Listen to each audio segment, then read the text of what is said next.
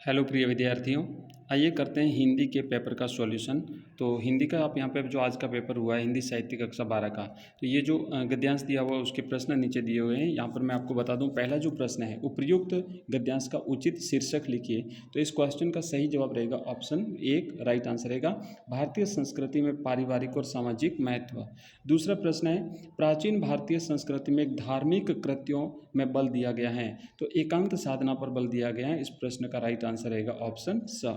Next आगे बढ़ते हैं। अगला प्रश्न है हमारे यहाँ सामाजिकता की अपेक्षा महत्व दिया गया है, तो हमारे यहाँ पर सामाजिकता की अपेक्षा पारिवारिकता पर बल दिया गया है। ऑप्शन ब इसका सही जवाब है। नेक्स्ट प्रश्न है पारिवारिकता के साथ साथ क्या बढ़ाना श्रेयस्कर रहता है, तो पारिवारिकता के साथ साथ सामाजिकता बढ़ाना श्रेयस्कर रहता है। अगला हमारा प्रश्न है ग्रहण शब्द का विपरीत क्या है, तो ग्रहण का विपरीत होता है भाई ग्रहण का विपरीत होता है त्याग। राइट आंसर रहेगा ऑप्शन स। नेक्स्ट प्रश्न है व्यक्ति का व्यक्तित्व कब समाप्त हो जाता है, तो इसका राइट आंसर रहेगा अ सम्मिलित परिवार की प्रथा को अत्यधिक बढ़ाने से जो है वो व्यक्ति का व्यक्तित्व समाप्त हो जाता है। आगे बढ़ते हैं। नेक्स्ट जो अगला अपना पद्यांश है उसका अपन कर लेते हैं यहाँ पे सॉल्यूशन। पद्यांश पढ़ लीजिएगा, आपने पढ़ा होगा। अगला जो प्रश्न है वो मैं सीधा यहाँ पे करूँगा। लिखा है कि उपर्युक्त काव्यांश का उचित शीर्षक लिखिए, तो इसका राइट आंसर रहेगा अ मुझे कदम कदम पर।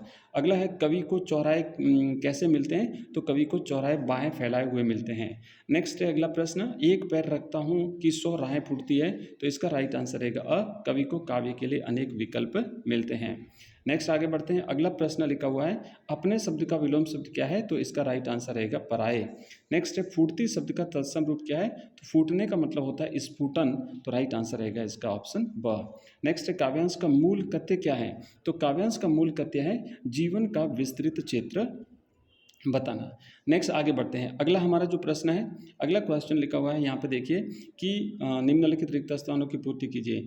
क्या उत्कर्ष करने वाली बातों को गुण कहते हैं, तो रस का उत्कर्ष करने वाली जो तत्व होते हैं, रस का उत्कर्ष करने वाले जो तत्व होते हैं यहाँ पर लिखेंगे रस का उत्कर्ष करने वाले तत्वों को गुण कहते हैं।